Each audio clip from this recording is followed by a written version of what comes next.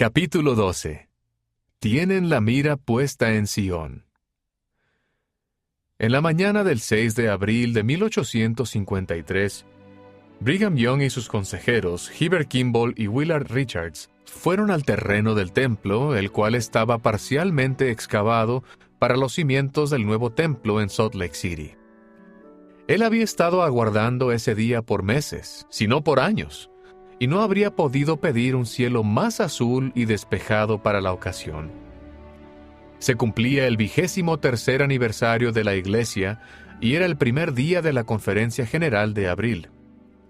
Miles de santos habían llegado a la manzana del templo, como lo hacían 2 veces al año, para escuchar la voz de sus líderes. Pero hoy era diferente. Hoy también habían venido para presenciar la colocación de las piedras angulares del templo. Brigham se sentía muy dichoso.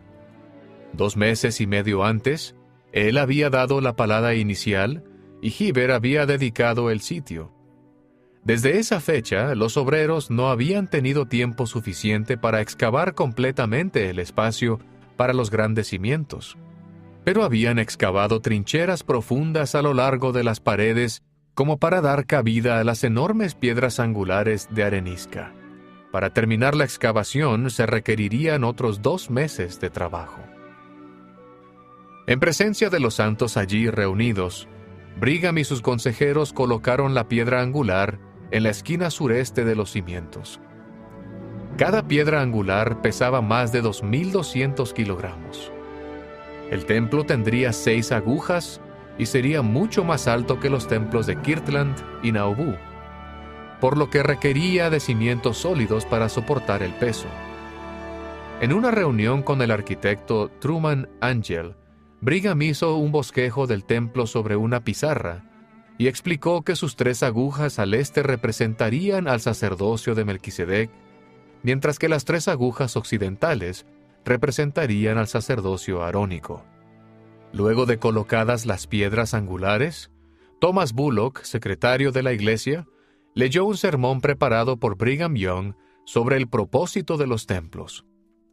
Si bien muchos santos habían recibido sus investiduras en el templo de Nauvoo o en la casa del consejo, una edificación en Salt Lake City que Brigham Young había autorizado provisionalmente para efectuar parte de la obra del templo, la mayoría de ellos había experimentado la ordenanza solo una vez y probablemente no había captado plenamente su belleza y significado. Otros santos, entre ellos muchos de los nuevos santos europeos, no habían tenido ocasión de recibir la investidura. Para ayudarles a entender las sagradas ordenanzas y su importancia, Brigham ofreció una descripción. Su investidura consiste, explicaba el sermón, en recibir en la casa del Señor todas las ordenanzas que les son necesarias, después que hayan salido de esta vida, para permitirles volver a la presencia del Padre, pasando por los ángeles que están allí de centinelas, capacitados para darles las palabras claves, las señas y los signos pertenecientes al santo sacerdocio, y lograr su exaltación eterna a pesar de la tierra y del infierno. Aún antes de llegar al valle, Brigham había planeado edificar otro templo tan pronto como la iglesia encontrara un nuevo lugar de recogimiento. Y una vez que llegaron al valle, Brigham vio el templo en una visión. El pasado mes de julio se cumplieron 5 años de cuando vi la piedra angular del templo a menos de 3 metros de donde la hemos colocado hoy, testificó él a los santos en la conferencia. Nunca contemplo este terreno sin que la visión del templo esté allí ante mí. Conforme los santos se dedicaran al proyecto y pagaran sus diezmos, les prometió Brigham, el templo se erigiría en belleza y majestuosidad y superaría todo lo que hubieran visto o imaginado. Poco después de la ceremonia de la piedra angular, Anne Eliza Sechrest recibió en el mismo día 4 cartas de su esposo Jacob. Cada carta relataba una etapa diferente de su viaje al campo misional. La carta más reciente, fechada el 28 de enero de 1853, indicaba que él había llegado finalmente a Hamburgo, una ciudad de la Confederación Germánica. 8 meses después de su partida, Anne Elisa se sentía más conforme con su ausencia. El periódico Deseret News a menudo imprimía cartas de los élderes de todo el mundo, que brindaban información a los santos acerca de la obra misional en lugares tan remotos como Australia, Suecia, Italia e India. A veces esas cartas informaban de una intensa oposición a los misioneros. De hecho, 2 días antes de recibir las cartas de Jacob, Anne Elisa había leído en Deseret News acerca de los esfuerzos que hacía el gobierno por expulsar a un misionero de Hamburgo. En lugar de sentir miedo por Jacob, Anne Elisa le escribió una carta alentándolo. «Es inútil que intenten detener esta obra», ella le testificó, «porque seguirá su curso a pesar de todos los diablos de la tierra o el infierno, y nada podrá detener su progreso». En cada carta que Anne Elisa escribía a su marido, ella le informaba de la salud de sus hijos.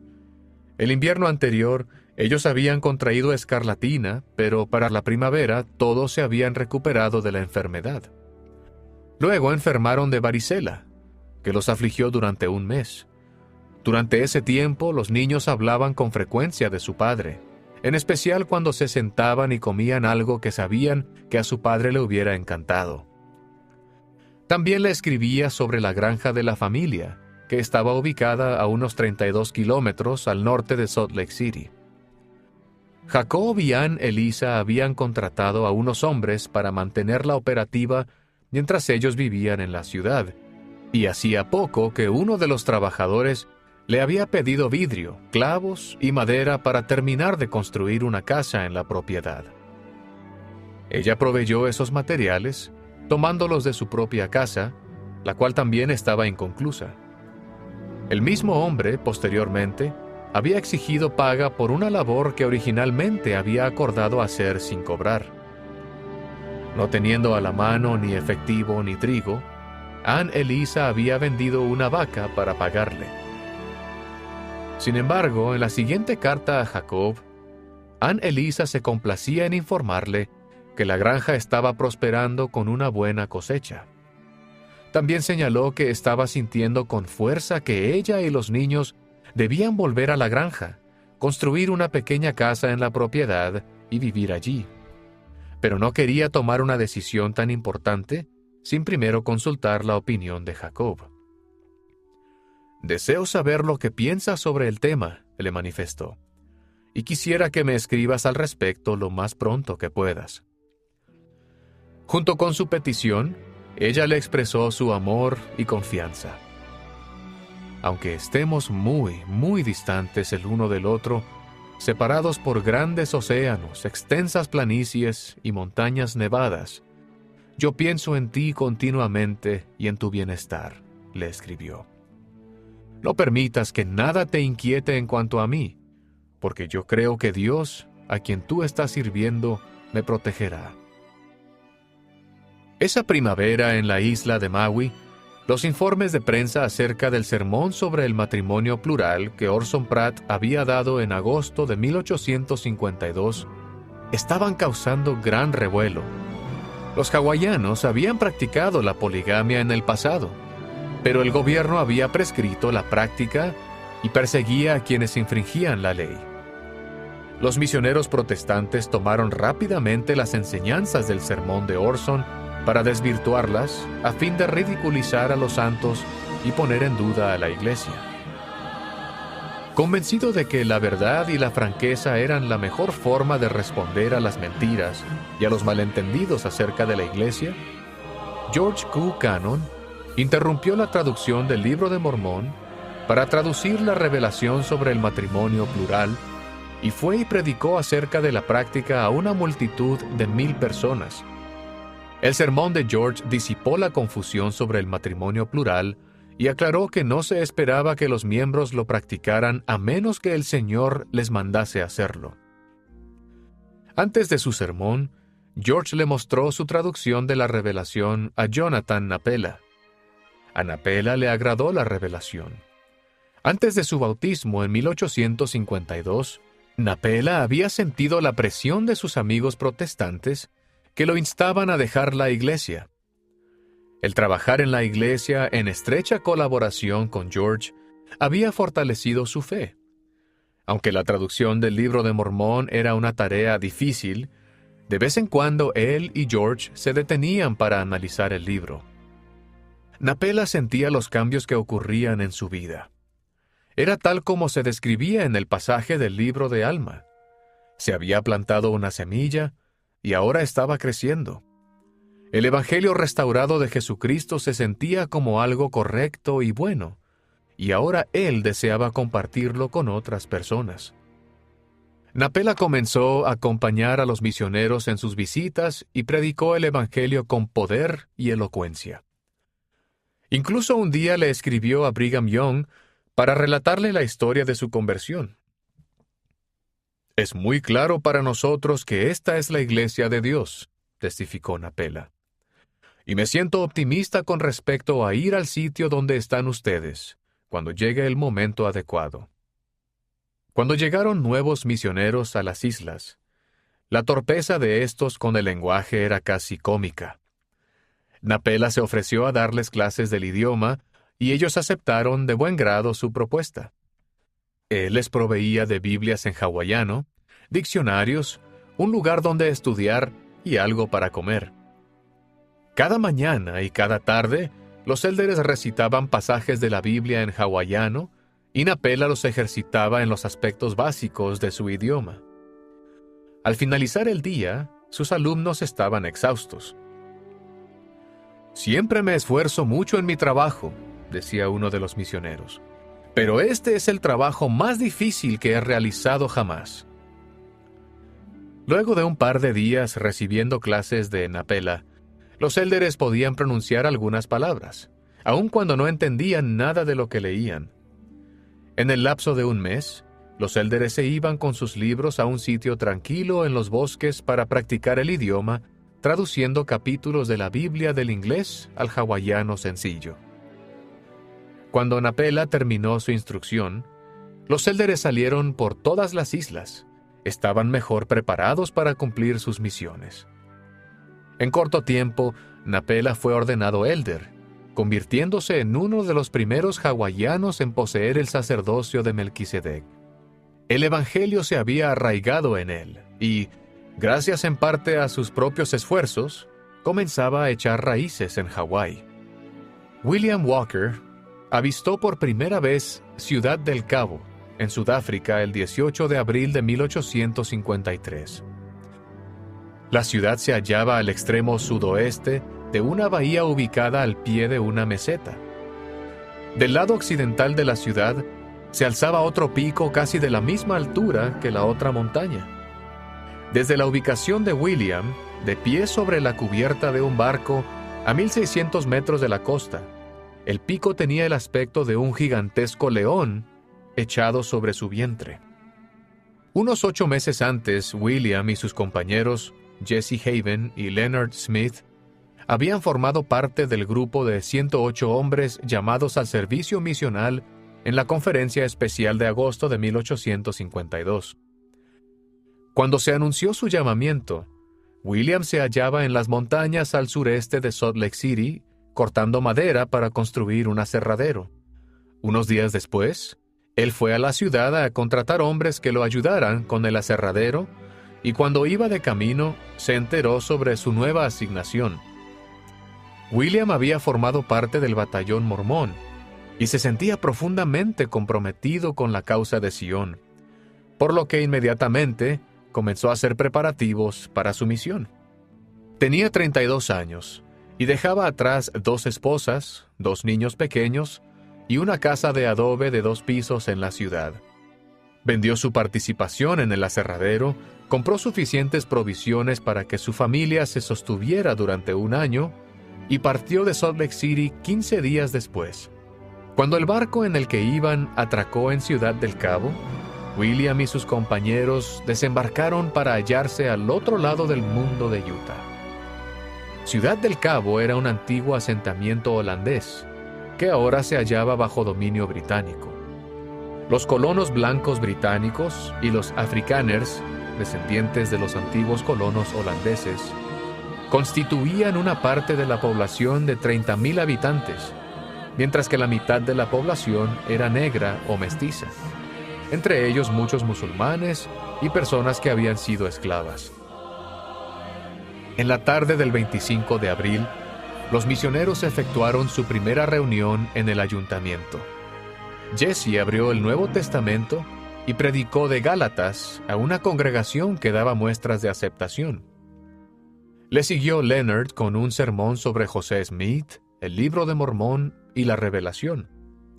Algunas personas en la audiencia comenzaron a hacer ruidos y a interrumpir a los misioneros. Se desató una revuelta y la reunión acabó en forma caótica. Al día siguiente, los misioneros regresaron al ayuntamiento para efectuar otra reunión, mas hallaron las puertas cerradas. Los misioneros ayunaron y oraron pidiendo al Señor que abriera el corazón de las personas para recibir la verdad y que mostraran algo de hospitalidad hacia los élderes. La mayoría de las noches, los élderes se iban a la cama hambrientos. «Nuestros amigos parecen ser muy pocos», escribió William en su diario. «El diablo está decidido a matarnos de hambre». Otro factor que complicaba su labor era la raza. El año anterior, la legislatura de Utah había debatido el estado de la esclavitud de los negros en Utah.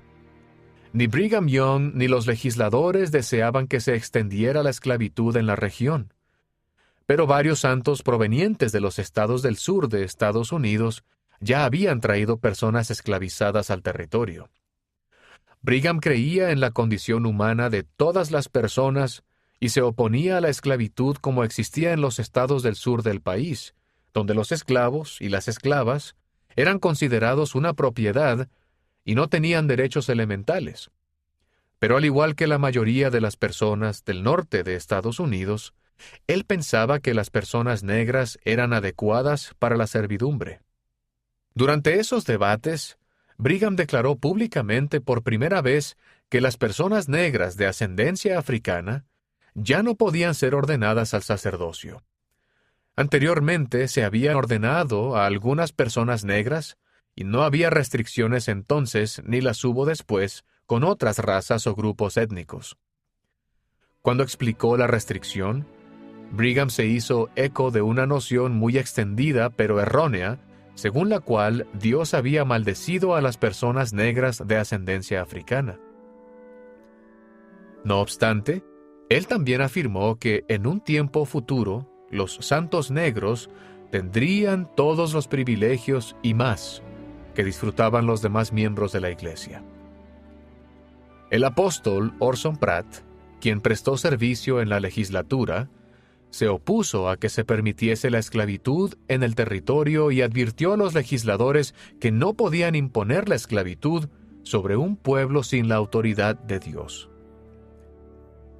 Hemos de tomar al africano inocente que no ha cometido pecado y condenarlo a la esclavitud y al cautiverio sin haber recibido autoridad del cielo para hacerlo, preguntó él.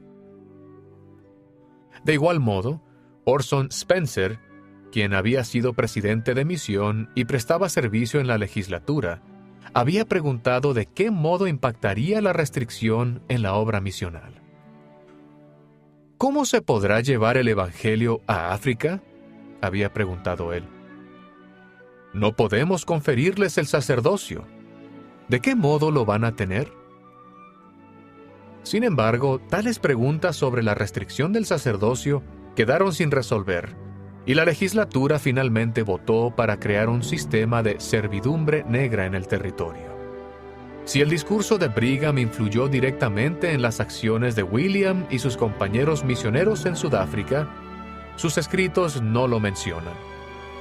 El discurso no prohibía ni a las mujeres ni a los hombres negros unirse a la iglesia.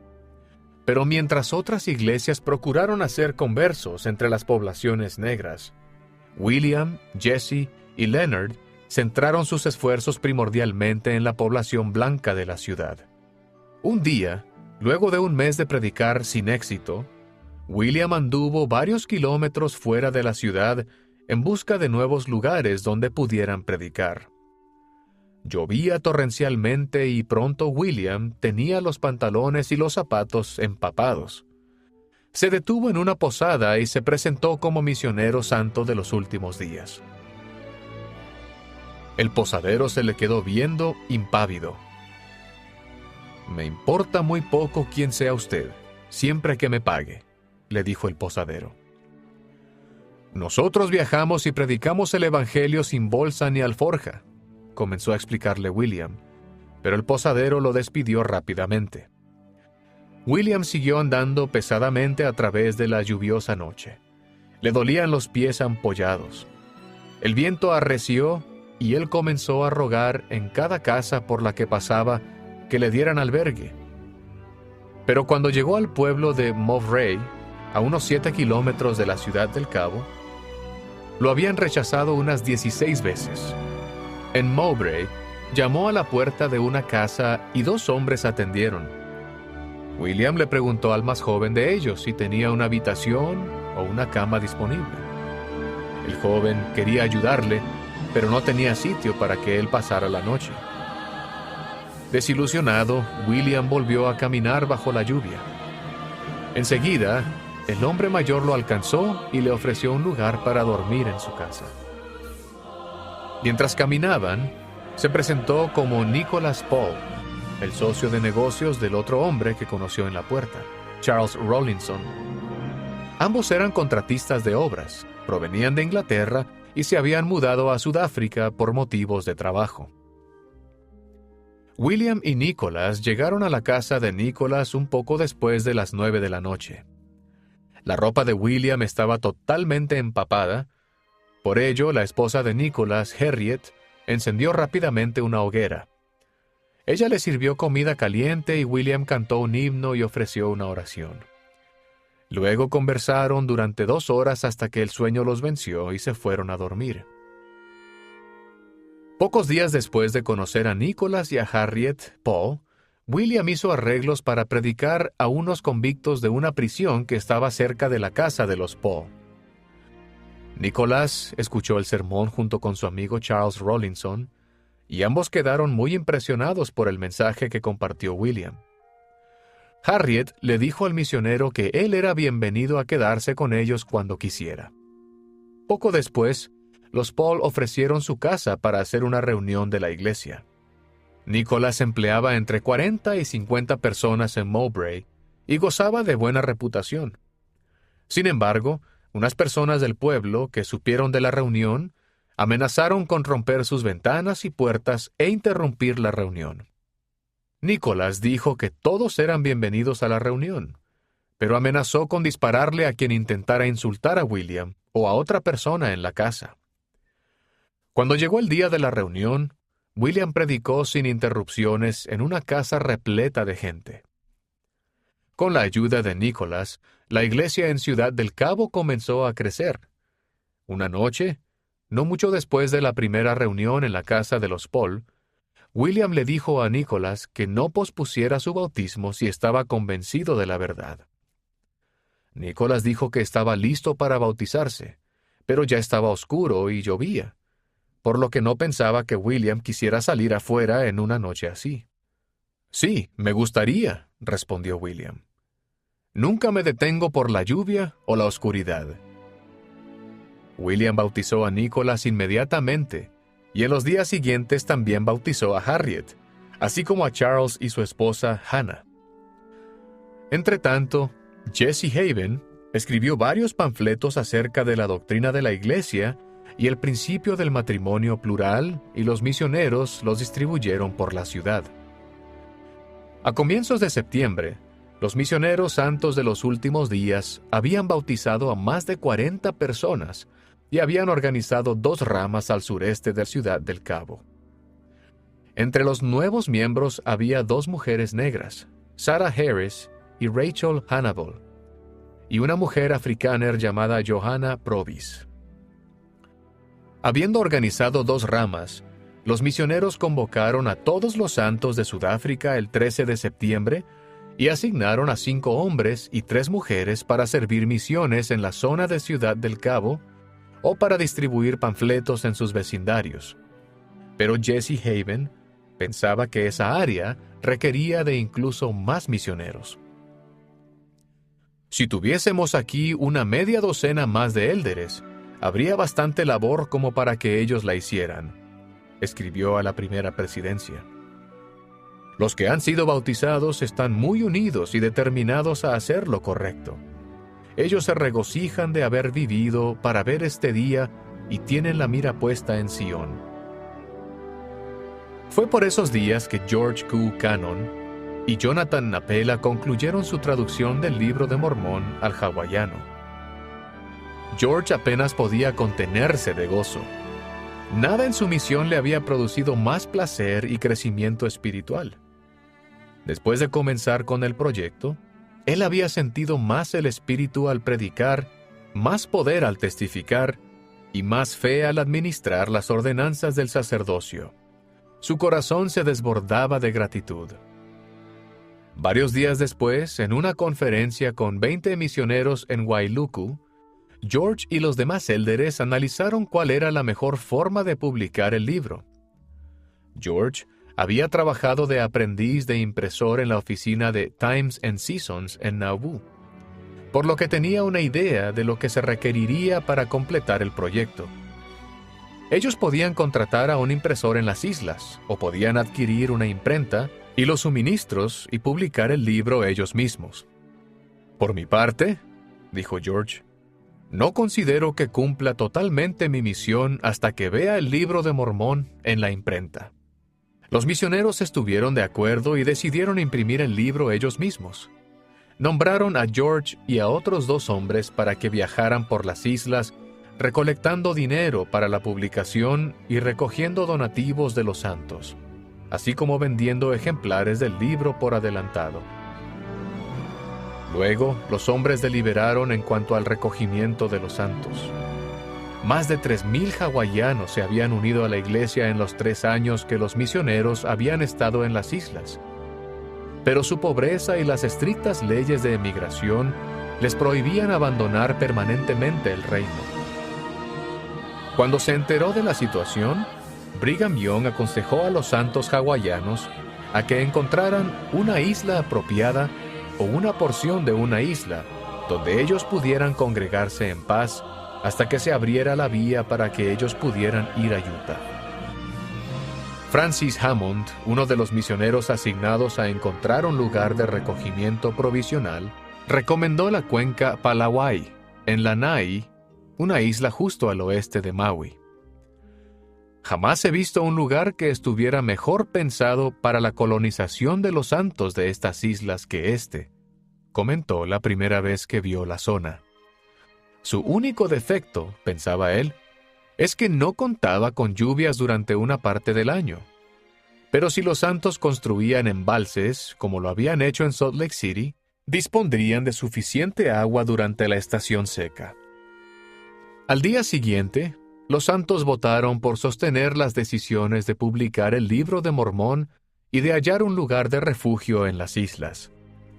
2 semanas más tarde, George, Napela y varios misioneros viajaron a Lanai para explorar la cuenca Palawai. El 20 de octubre se pusieron en camino, después del desayuno, y ascendieron la escarpada ladera rocosa de una montaña hasta que el terreno se niveló por una corta distancia, desde donde pudieron tener una vista general de la cuenca. La cuenca era de unos 3 kilómetros de ancho, de hermosa formación y apartada de la vista del mar. Era una